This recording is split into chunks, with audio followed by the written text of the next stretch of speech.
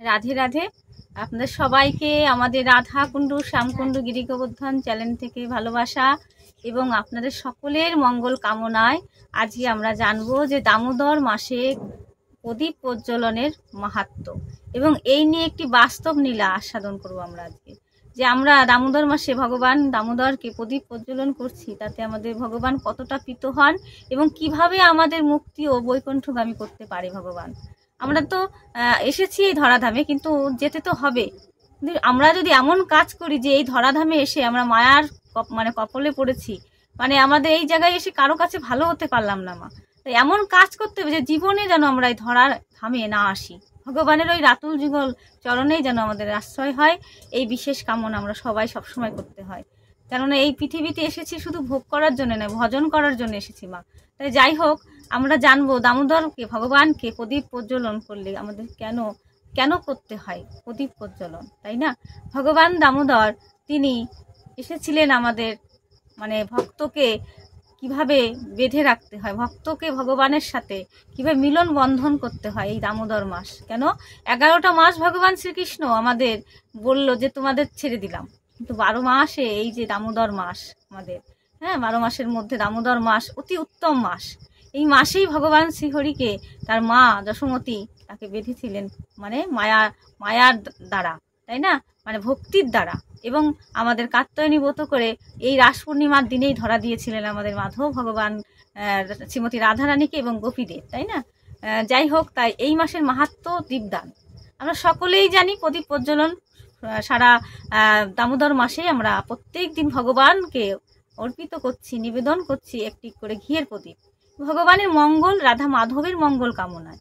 এবং আপনারা অবশ্যই জানেন ভগবানকে দীপ প্রদান করতে হয় চরণ থেকে। চরণে 4 বার, নাভিতে 2 বার, মুখমণ্ডলে 3 বার এবং সর্বাঙ্গে 7 বার।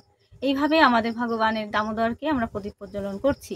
তো প্রতিদিন একটি ভক্তের গুণগান আমরা করছি বা বাস্তব নীলা, যে এক রমণী বা এক ভক্তিমতী মা প্রতিদিন দামোদরকে প্রদীপ প্রজ্বলন করে।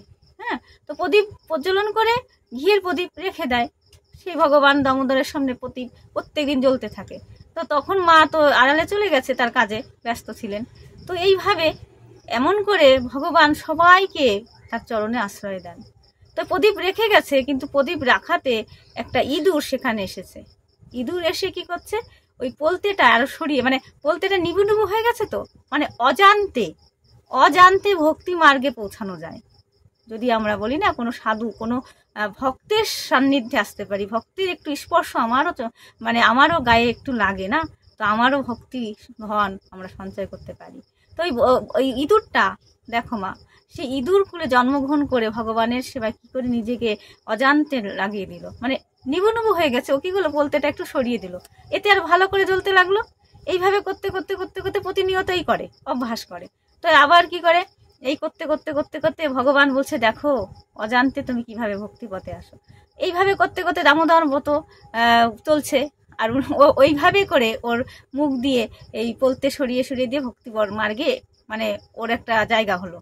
তো এক সময় কি হলো, উত্থান একাদশী এসে গেল। তো উত্থান একাদশীর দিনে ও আবার কি করেছে, ও তো আর বোঝে না, ইঁদুর কুলে জন্ম হয়েছে। তো তো ও কি করেছে, আস্তে আস্তে করে পোলতে আবারও নিবাত তুলতে গেছে। ওই তুলতে যাওয়াতে ওর কি হলো, ওই আগুনে লেগে ওর মৃত্যু ঘটে গেল। তো কি হলো, ভগবান বলল দেখো দেখো, এই একাদশীর দিনে যদি কেউ এইভাবে আমার অজান্তে তো ভক্তি মার্গে এসেছিল, আমার প্রদীপ বলতে নিভে নিভে যাচ্ছিল, টেনে টেনে দিয়ে আমাকে আলোকিত করেছে, আর আলোকিত করার দ্বারা আমি ওর জীবনকে পাল্টে দিলাম। এবং একাদশীর দিনে, উত্থান একাদশীর দিনে এমন ভাবে ভক্ত তুমি আমারই জন্যে তুমি প্রাণ হয় না, ভগবানের প্রদীপ শুভ কাজ, সেই শুভ কাজে ওর আগুন বোঝেনি, ওর আগুন লেগে ওর মৃত্যুবরণ হলো। তো এইভাবে ভগবান বলছে দেখো, অজান্তেও যদি কেউ ঘিয়ের প্রদীপ এই মাসে ভগবানের সান্নিধ্যে ভগবানের সম্মুখে প্রজ্বলন করতে পারি, ভগবান তুমি ভালো থেকো এবং জগৎকে তোমার আলোতে আলোকিত করো। আমরা কেউ চাই না, ভগবানের কাছে চাইলে কম পড়ে যায়, কিন্তু আমরা তো কি বলবো, আমি অন্তত ভগবানের সামনে শুধু চাই, মাগো চাইতে নেই। আমার দামোদরের কাছে চাইলে খুবই কম পড়ে যায়। সে অন্তর্যামী, অন্তরস্থলে বাস করে, ভগবান সর্বদাই আমাদের অন্তরে বাস করছে মা। তাই আমরা ভগবানকে ভালো রাখার জন্য এবং পাশাপাশি বৃন্দা দেবীকে আমরা ঘিয়ের প্রদীপ প্রজ্বলন করব। আর কাউকে না করি, একজন আছে, সে কৃষ্ণ ভক্তি প্রদায়িনী বৃন্দা দেবীর কাছে আমরা ঘিয়ের প্রদীপ জ্বালাবো, ভগবানের নাম গুণগান তাকে শোনাবো।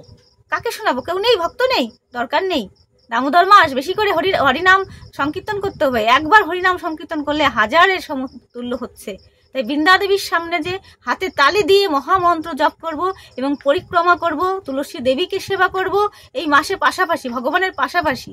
এবং একটি করে তুলসী পত্র গোবিন্দকে দিলে, দামোদরকে দিলে, সেটা বলছে অনন্ত কোটি আমাদের ফল লাভ হবে। তাই মাগো বেশি বেশি করে ঘিয়ের প্রদীপ প্রজ্বলন করুন একটা মাস অন্তত, একটু কষ্ট করে। ঘিয়ের অনেক দাম হতে পারে মা, কিন্তু তবু একটি করে আমার গোবিন্দর ভালো করার জন্যে, দামোদরকে ভালো রাখার জন্যে।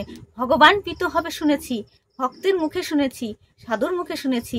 তাই মা বেশি বেশি করে নয়, একটি করে প্রত্যেকদিন গোবিন্দের সামনে, যদি পারেন বৃন্দা দেবীর সামনেও একটি করে প্রদীপ প্রজ্বলন করুন।